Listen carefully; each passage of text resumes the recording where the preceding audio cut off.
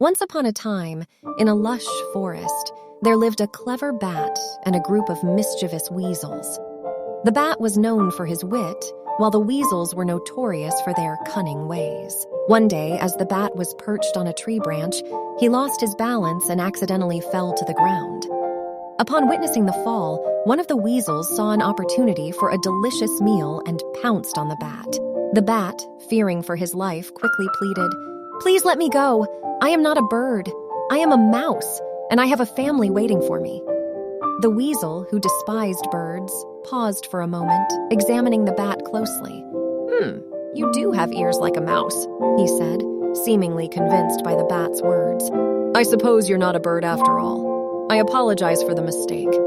With that, the weasel released the bat, who promptly flew away to safety. Sometime later, fate played its hand again, and the bat found himself in a similar predicament. Another weasel had caught him and was about to make him his next meal. Once more, the bat pleaded, "Please spare me. I am not a mouse. I am a bird and I can fly." The weasel was skeptical this time, but the bat continued persuading him. "Look at my wings. Mice don't have wings like these." The weasel closely examined the bat and indeed saw the truth in his words. "You are right," he admitted. "I made a mistake again. You are not a mouse."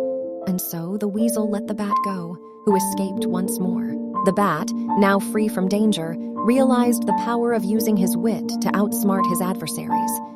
He had successfully turned the circumstances to his advantage twice by cleverly adapting to the weasel's beliefs. The moral of the story is that being resourceful and quick-witted can help one overcome challenging situations.